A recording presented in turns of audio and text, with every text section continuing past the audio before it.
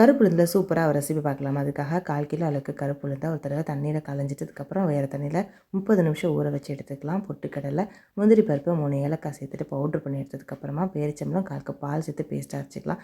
இப்போ ஊற வச்ச கருப்புளுந்து கொஞ்சம் உப்பு சேர்த்துட்டு நல்லா தண்ணி சேர்த்து நம்ம அரைச்சி எடுத்துக்கலாம். இது கூட ஒரு 1/4 கப் அளவுக்கு அரிசி மாவு, துருவி செய்த தேங்காய், வெல்லம், அதுக்கப்புறம் வேர்க்கடலை கொஞ்சமாக சேர்த்துட்டு மிக்ஸ் பண்ணி எடுத்ததுக்கப்புறம் ஒரு பிளேட்டில் தேங்காய் எண்ணெய் அப்ளை பண்ணிவிட்டு கருப்புளுந்து இது போல் சேர்த்துட்டு நிமிஷம் மட்டும் ஹை ஃப்ளேமில் வச்சு வேக வச்சு எடுத்தோன்னா சூப்பராக கருப்புளுந்து உள்ளேயுமே வெந்திருக்கும். பிளேட்லேருந்து தனியாக எடுத்து கட் பண்ணி க்யூப்ஸ் போட்டு எடுத்துக்கலாம். நான் உள்ளே எப்படி இருக்குது அப்படின்னு காட்டுறேன் பாருங்கள். அந்தளவுக்கு நல்லா வெந்திருக்கு. இப்போ சூடான கடாயில் தேங்காய் எண்ணெய் சேர்த்துட்டு எல்லா பக்கமும் நல்லா கோல்டன் ப்ரௌனாக வர வரைக்கும் ரோஸ்ட் பண்ணி எடுத்துக்கலாம். சூப்பரான கிறிஸ்பியான ஸ்நாக்ஸ் ரெடி ஆகிடுச்சிங்க.